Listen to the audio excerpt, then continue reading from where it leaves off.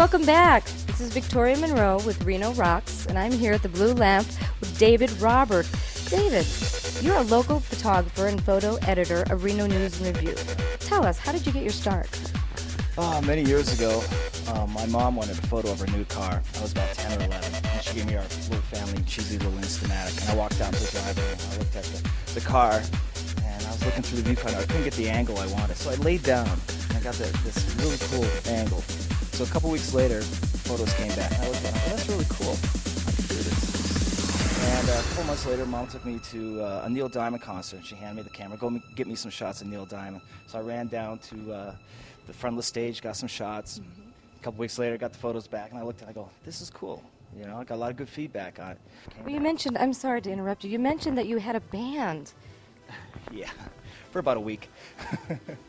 That gives you an insight as to the bands that you photograph, because you've had some very famous bands. Yeah. How about recently in Reno? Anything stand out in your mind just recently? Yeah, the craziest, one of my craziest shoots ever. I shot Metallica last week, and man, that was crazy. 9,000 people there. I was led by the publicist right behind Metallica up to the stage, and he was like, go shoot. And the stage was this big, weird, jagged, oval shaped thing. So I was running after the band. I felt like a donkey running after a carrot, or a racing dog running after the mechanical rabbit, because these guys kept changing microphones around there. So I'm chasing these guys back and forth, and running past the other photographer that was there.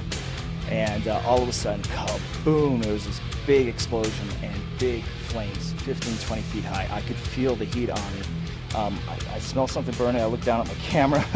I looked at my hair, and I was stunned. But I kept shooting, but it was pretty crazy. You shot one of the most famous bands of all time, Dave, Led Zeppelin. Tell us more about that. It was like 120,000 people. It was the very last English show that Led Zeppelin did before John Bonham died. So here's this little kid roaming around with a camera. It was like 120,000 people there. Bottles flying. It was just mayhem. And yeah, I got down real close to the stage and got quite a few shots. Tell me about this picture here. This photo is Belinda Carlisle of the Go-Go's. I shot that a few years back, and it's a great shot. She's singing, and I kind of used what I call my bleeding technique on it, and it just looks like she's singing and goes right by. Tell us about this wildcat here.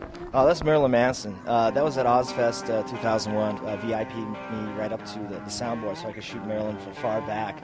I don't believe there were any photographers in the pit that day. There was pretty limited access, so I got a little in there.